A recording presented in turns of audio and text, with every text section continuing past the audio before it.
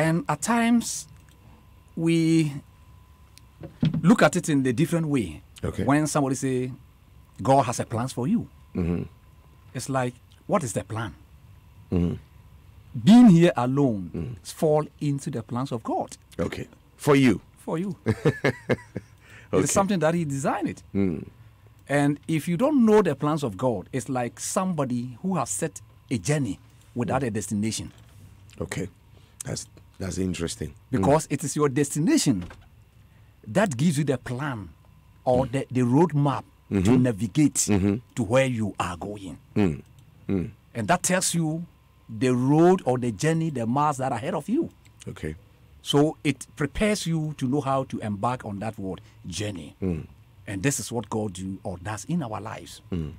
But one of the things that at times, it becomes difficult for us is that sometimes we think God's thoughts towards us are evil. Because his ways are so full of what? Mystery. We see the means to the end. We do not see the end. Okay. But the ways to it is dark and sorrowful. The event by which is to be brought about is always clear to us. God's plans, or God has a wonderful plan for our lives. But one of the most important things that we need to know and find out what is God's plan towards us is that one. God's perfect plan does not include things we do to please others or to earn his approval. Wow. That's heavy.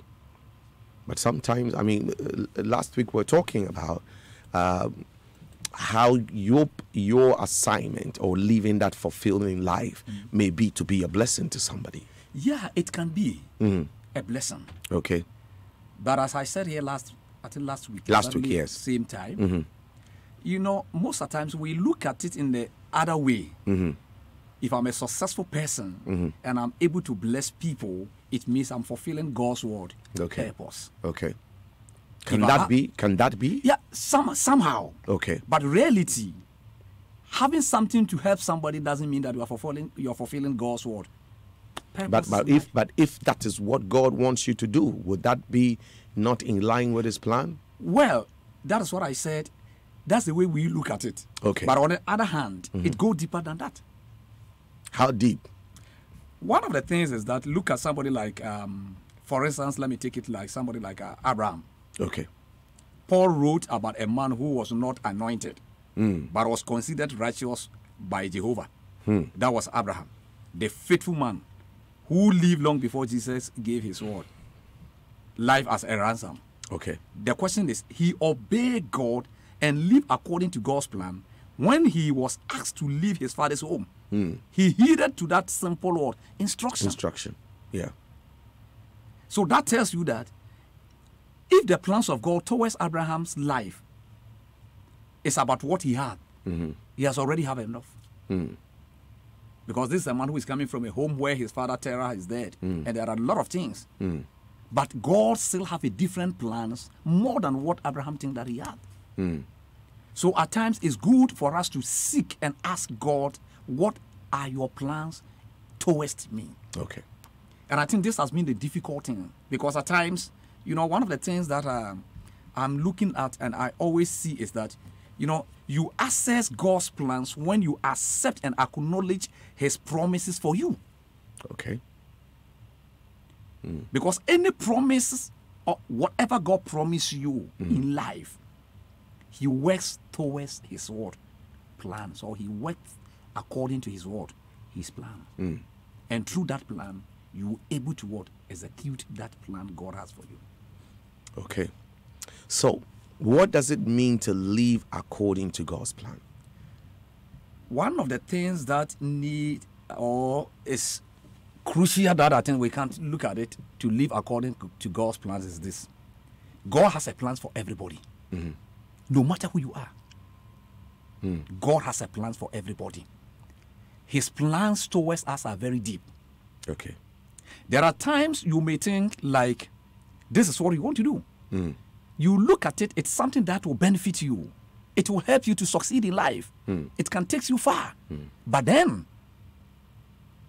when you begin to sit down and find out whether if it is in line with God's plan, you realize that though this is what I want to do, it's something that will work. But in the plans of God, that is not the way God has designed it. Neither has he planned it. Okay. Like I was saying, how can a man like Abraham leave his father's house and go to a place where he does not even have any idea? Yeah, at 75 years 75 old. years He was an old man. An old man at that age. What else does Abraham need in life to leave his father's house? But God did not look at the age. Okay. Neither look at where he was coming from. But he said, I still have a plan for you. The plan that I have for you is that at the age of 75 years, there is more ahead of you. I need your service. I need your age. I need your time. I have something special for you. Okay. That is the plans of God. So whether it is by age or not, whether it is by whatever means and reason, the plans of God is deeper than what we think. Okay. So how can one know it?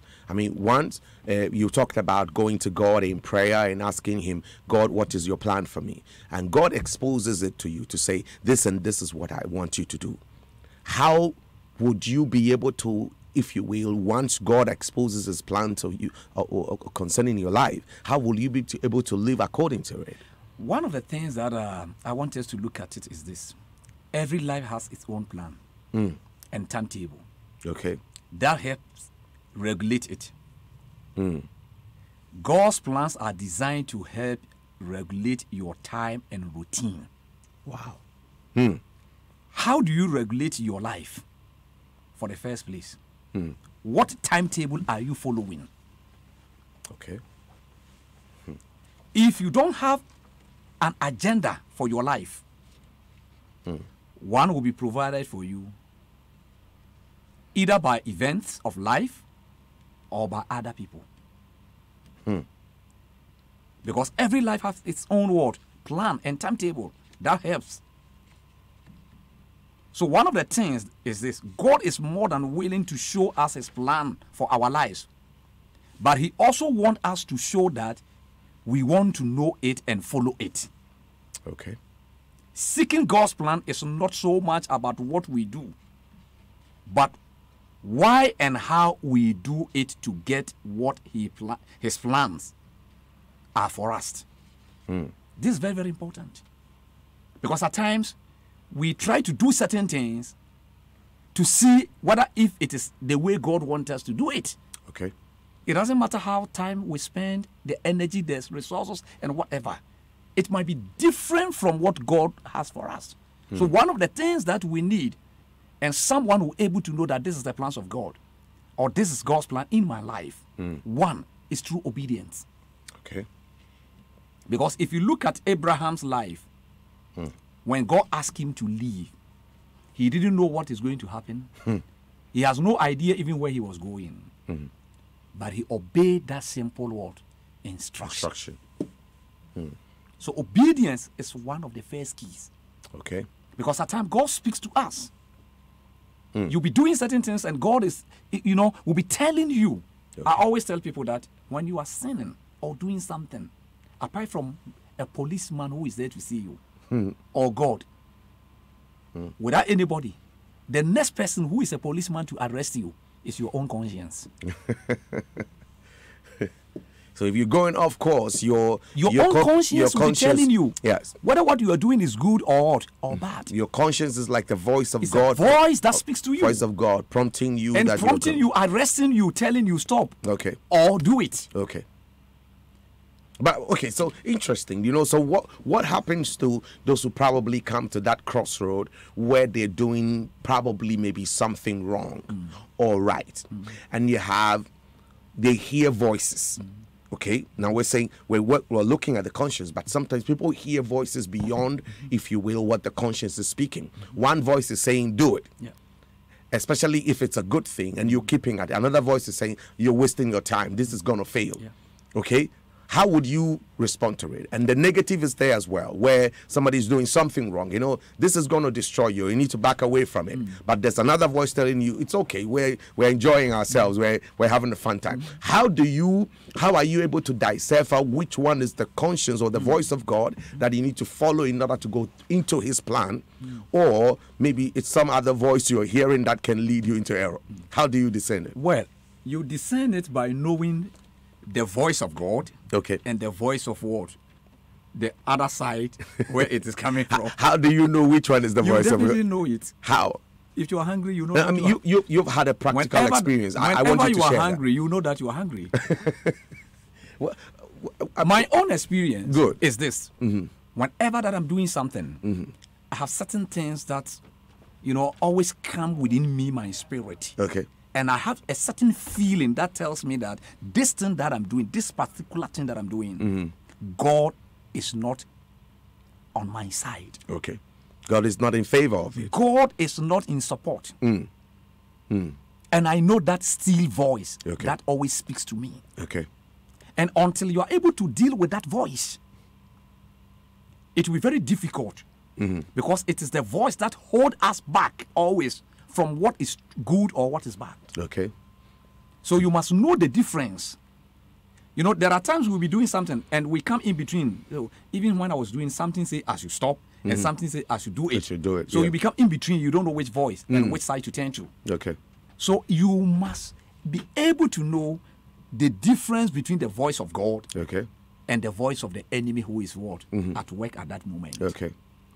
I cannot say, because we have different, opinions about this thing that I'm talking. Okay. Some have different, signs where they can easily assess and feel Okay. that this thing is not from the enemy. It's not from God. This one is coming from the end of what? The enemy.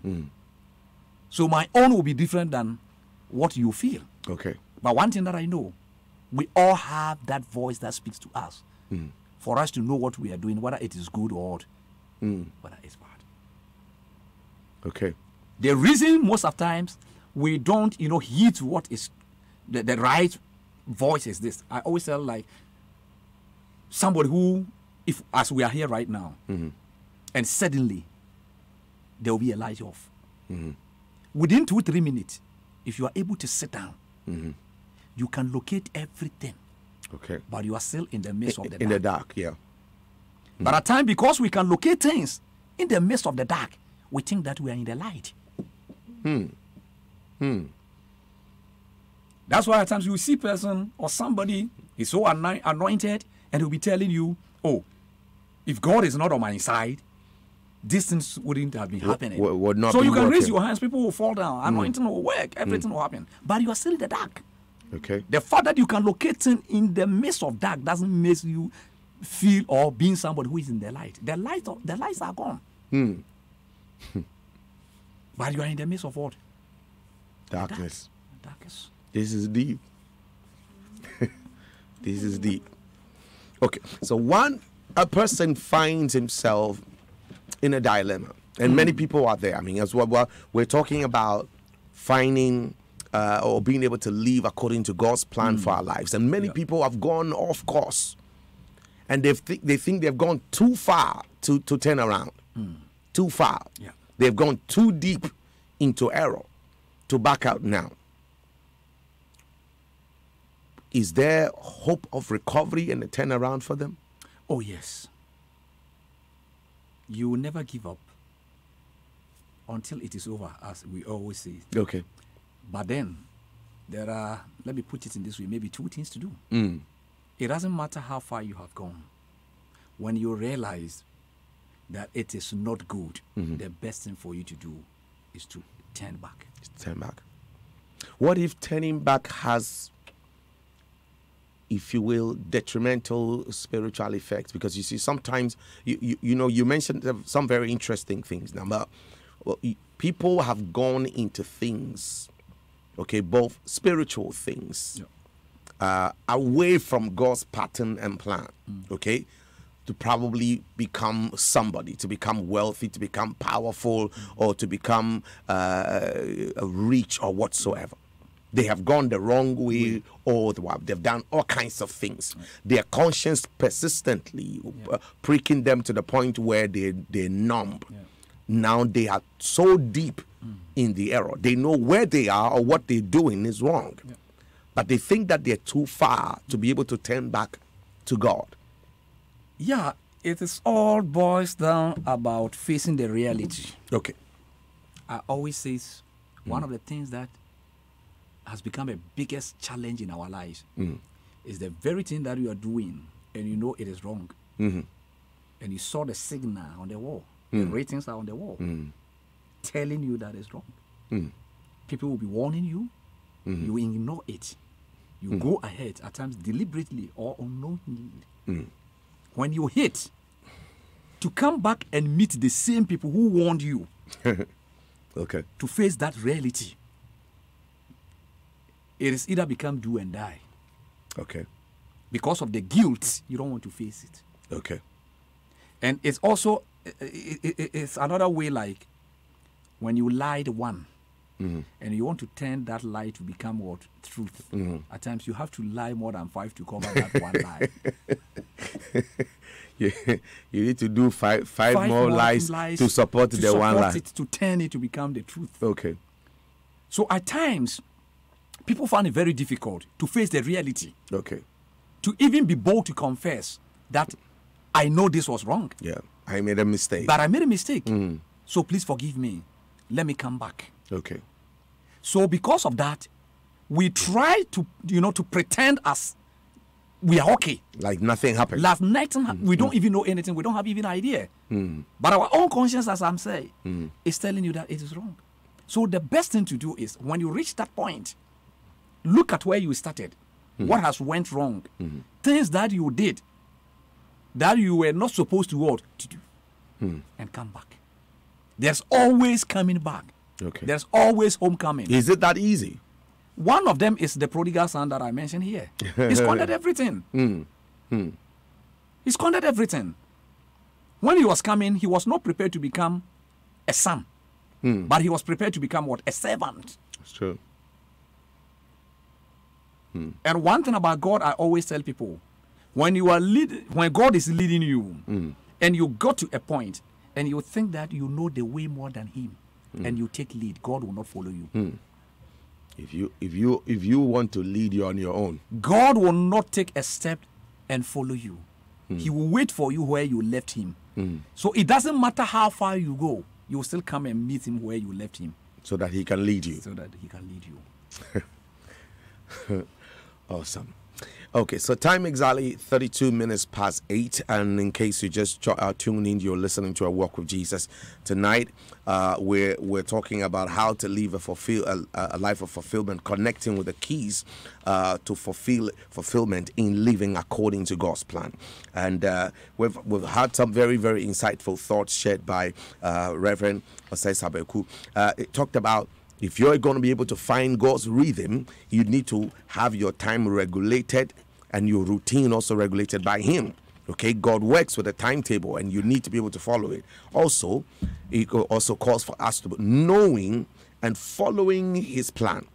You get, knowing it alone is not enough, because people find it, they ask God, please show me your will, show me your plan for my life. He shows it and we're not willing to follow it. Okay, and the key thing to being able to connect God's plan for our lives is obedience. He mentioned obedience. Okay, so time 33 minutes past 8. You can join the conversation if you have a question, maybe, of knowing how to follow God's plan and purpose and routine for your life. You can join us. Send it to WhatsApp 0244 340 437. Again, 0244 340 437. And then on Facebook is Facebook.com/JoyTime. You can send it right away. Okay, so Rev, if God's plan is for us in life to succeed, why do some people fail? Well, there are different factors that we can look at. Okay. Why people fail. At times we fail not because we are failures. Okay. Wow, that's interesting.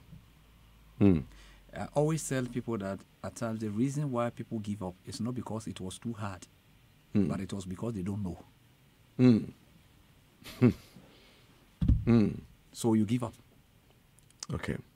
So like I said, failure comes with what? Different factors. The first thing you need to ask yourself, are you doing the right thing? Okay. But people could be doing the right things and But they can still fail. They can still or they are they're faced with circumstances that makes them look like they're failing. Generally, to me, failures are good. Really? To be honest. Why do you think One of the failures? things that I learn from people is their failures. Okay. What made them fail?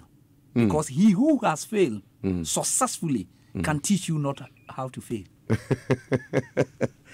I like that. I want you to say that again.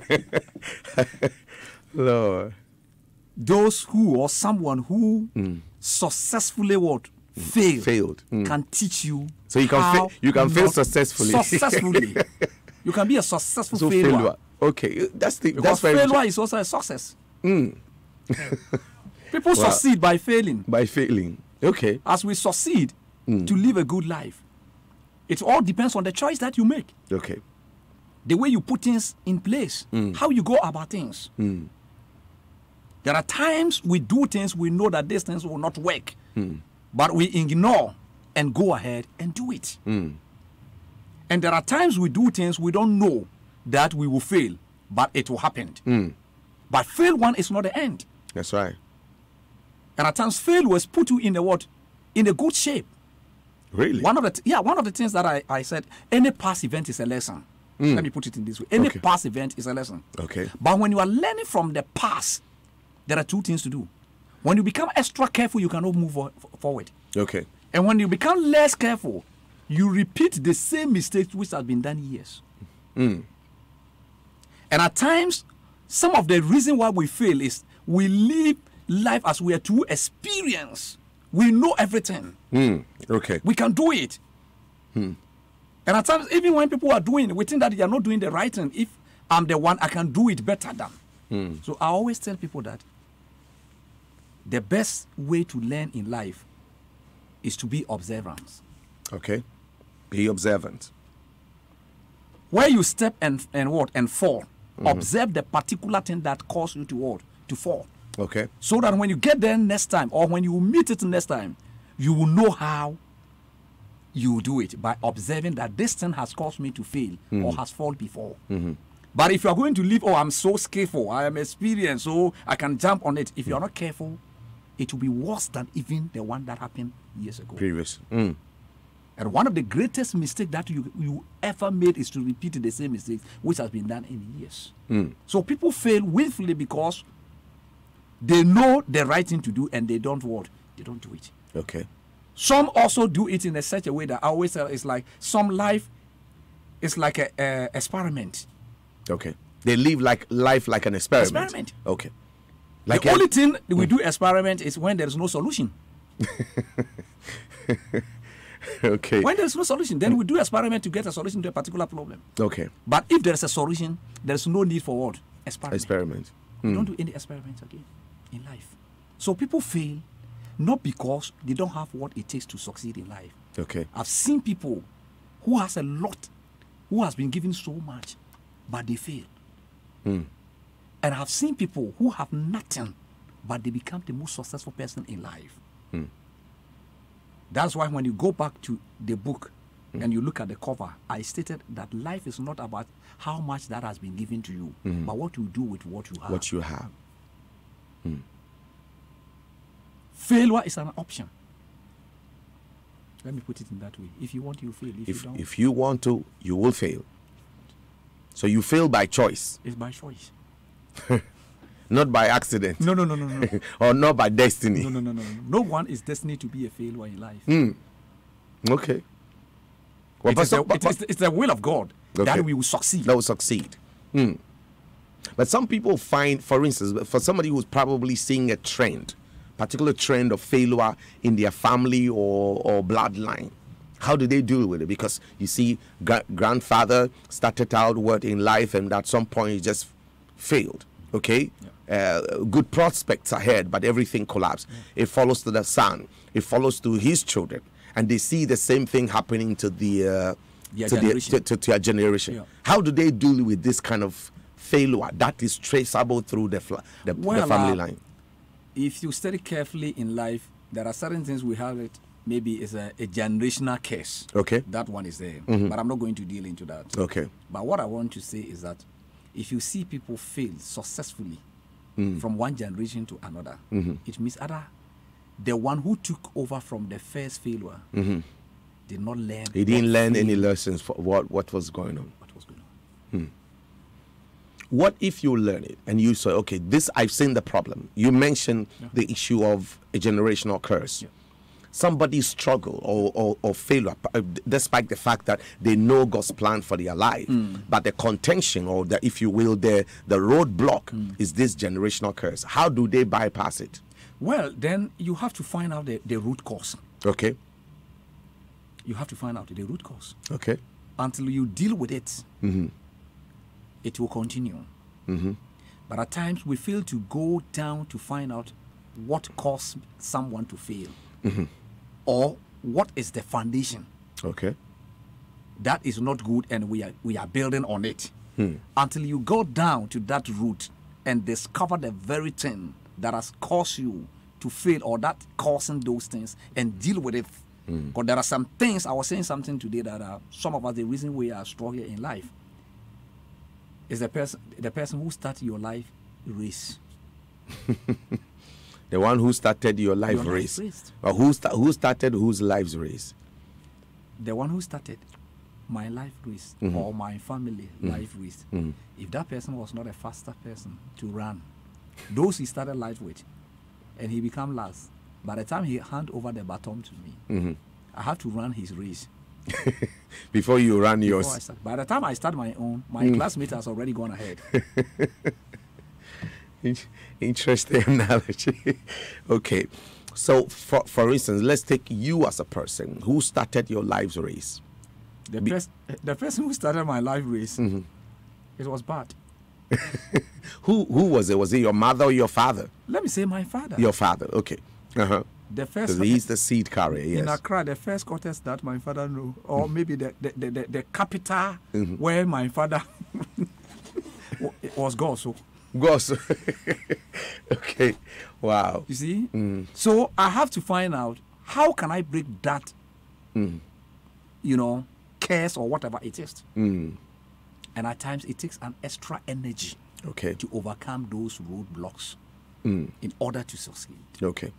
But it's nobody's failure to be born in a particular location or whatever. I mean, globally, where you are born, I mean, God in His own wisdom determined that people will spread across the earth. His word says that the knowledge of the glory of God shall fill the earth. It will be transmitted through people.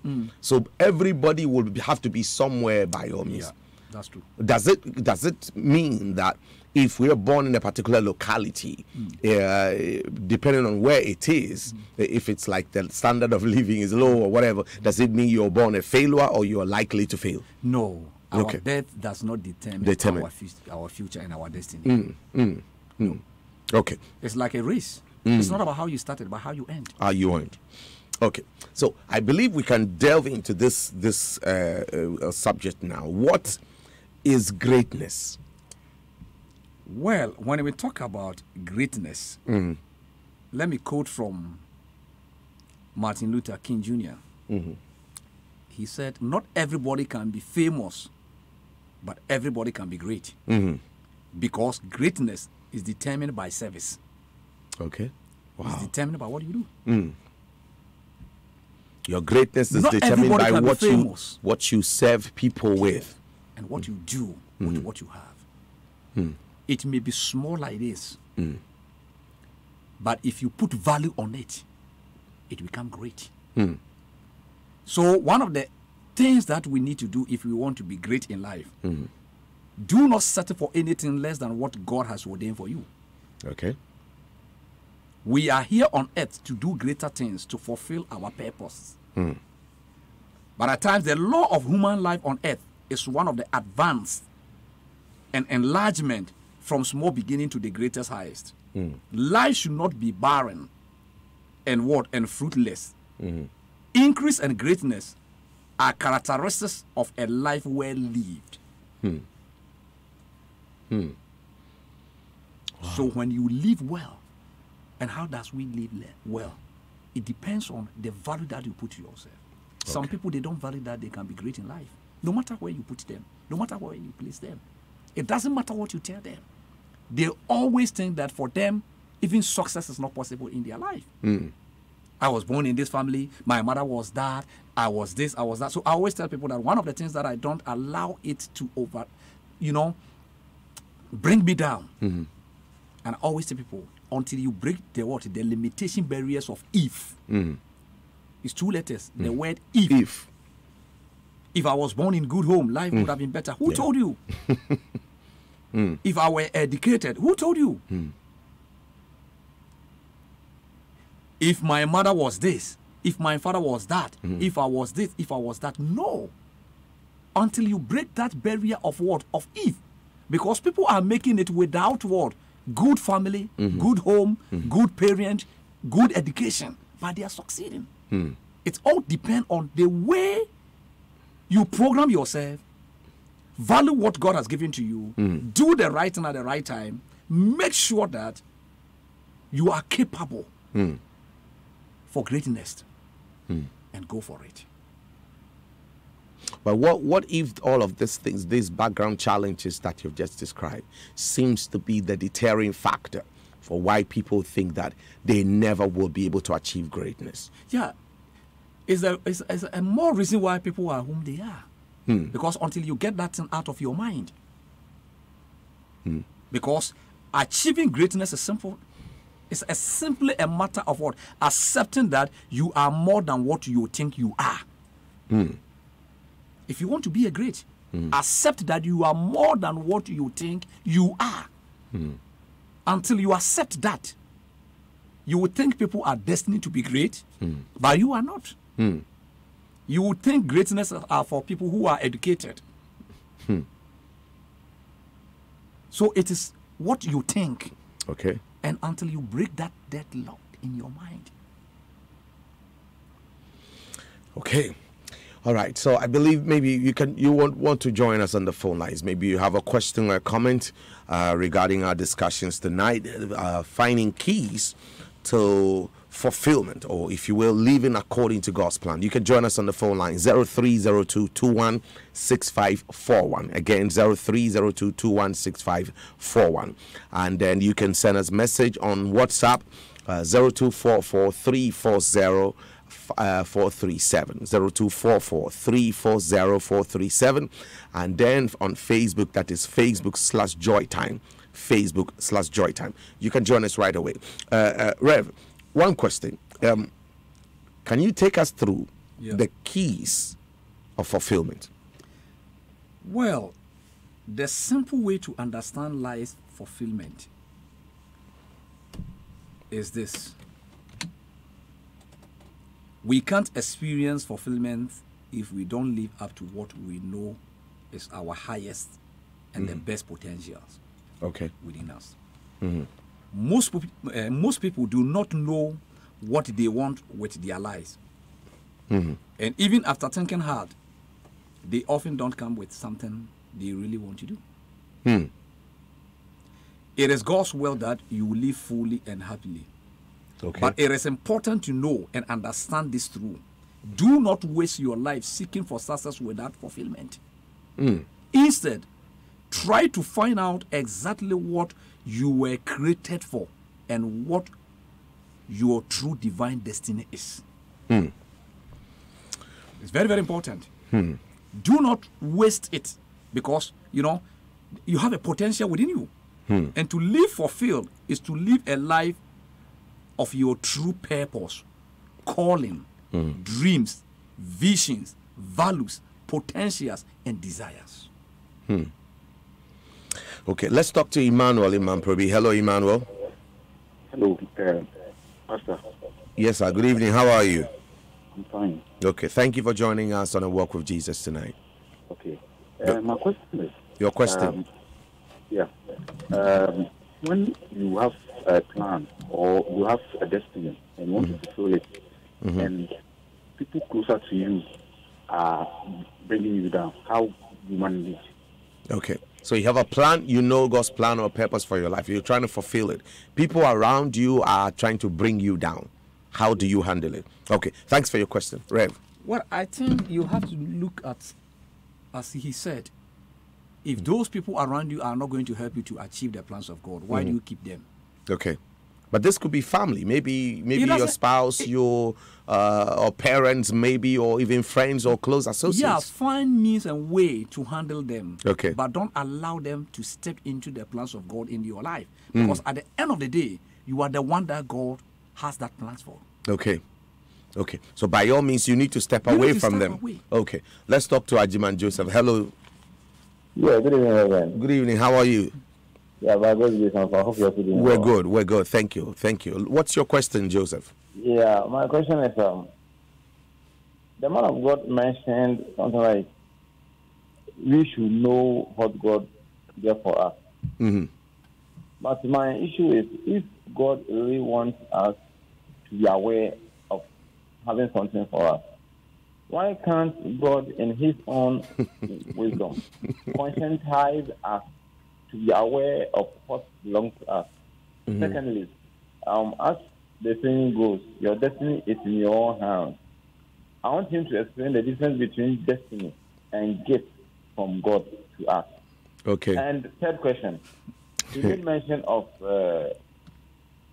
maybe some generational curse. Mm-hmm. If by generation there's a curse in the family, Mm-hmm. And now I believe myself to be a strong Christian, I believe myself to Christ, I have the Holy Ghost moving God's way. Mm-hmm. Is it necessary getting to the root of the curse before I can stay true? Okay. Very, very, very, very important question. Thank you, Ajuman. Thank you. Rev. Good. So- I think taking through the questions that he asked, three things. Yes. The first one is, if God has a plan, why can't He reveal to us? Why can he tell it himself? Tell us himself, Himself. or rather, he would want us to ask him. Uh-huh. Yeah.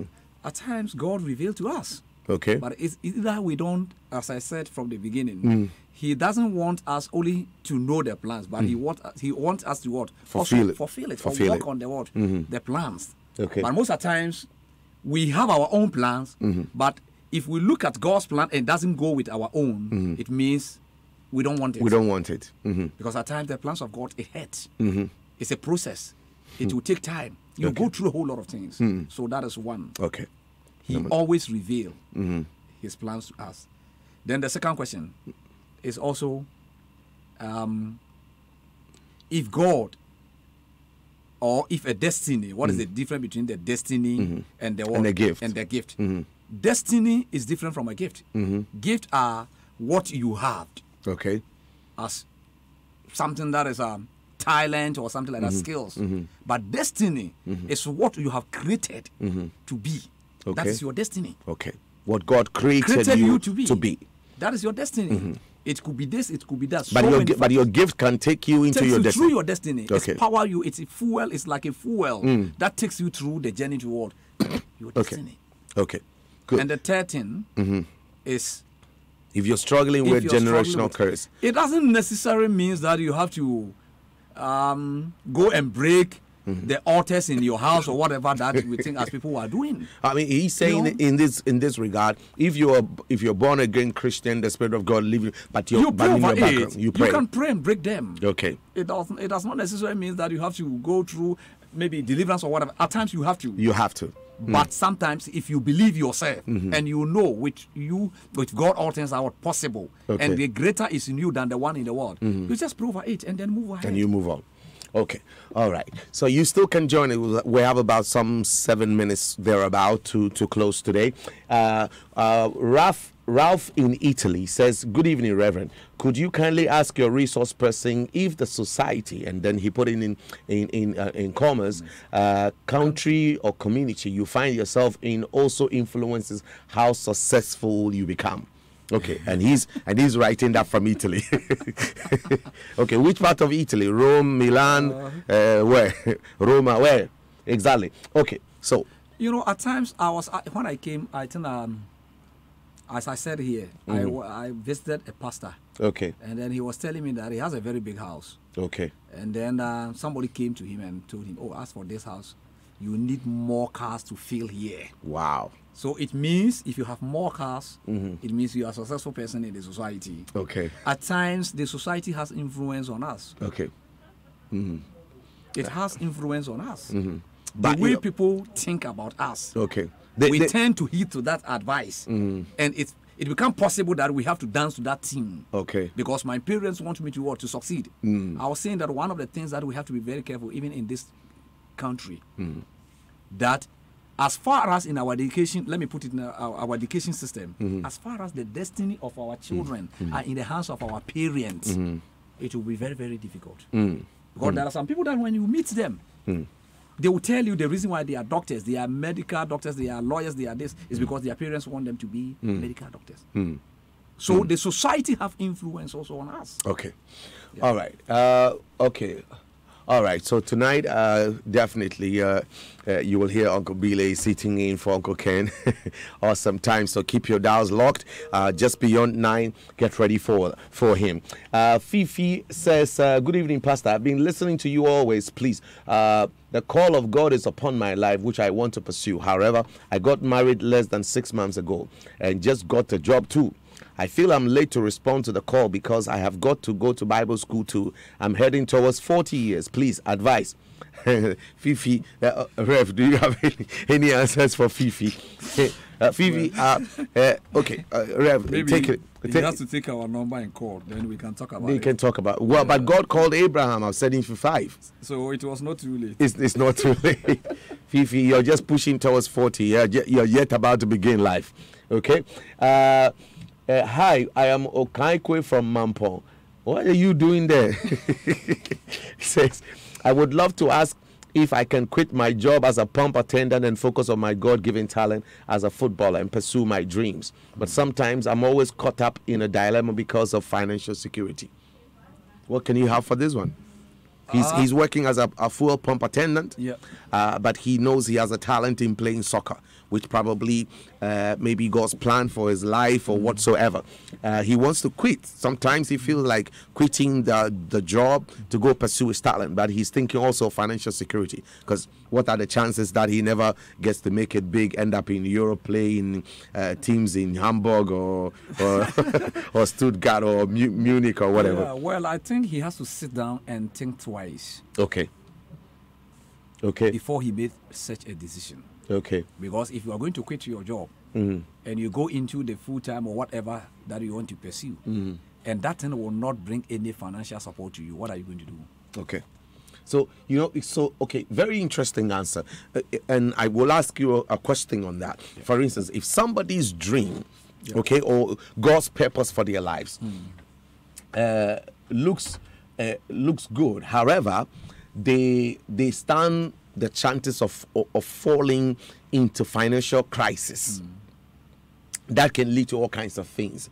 And therefore they are afraid to take the step to fulfilling. I mean, even though God has told them, this is God has revealed to them, like you've mentioned severally, and being able to believe in yourself in order to take that step. But they're taking the initial step threatens their financial stability, which can make them lose their home, can make them lose their very livelihood, or how to make money to feed or take care of themselves and their family. How would they be able to go ahead with it?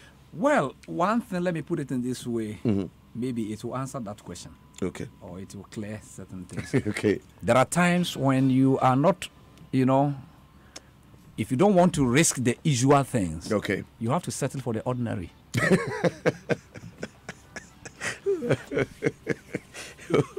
Lord help me. You don't want to risk the usual thing. Settle for the ordinary. Meanwhile, you are not an ordinary. You are an extraordinary person. Okay. However, the ordinary probably makes you feel comfortable and safe. It doesn't bring comfort. It doesn't make anybody comfort. Oh, Lord. Okay. One of the things is when at times you have to look at the timing. Okay. The fact that the gate is open doesn't mean that you have to go through. Okay. Okay, all right. So our time is up. We need to be getting out. But what is the number to call if somebody needs more information about you or to get your books and stuff like that? And the contact number. I think the contact number, I give it here. But the books, I have some here. Okay. And I can leave it in Joy FM here. Okay. Because people have been calling and they want to get the book. Okay. So if somebody call here, it can reach out to our producer. Here. But the number is 0454 okay 876 6924. Okay. Let me take it over again. 054 876 6924. Okay. So that's the number. That's the number. Okay, and that was, of course, Reverend Evans Osei Sabeku from the International Christian Worship Center, ICWC Family Cathedral in Hamburg, Germany. Okay, people, we have to go now. Rev, thank you so very much. God bless.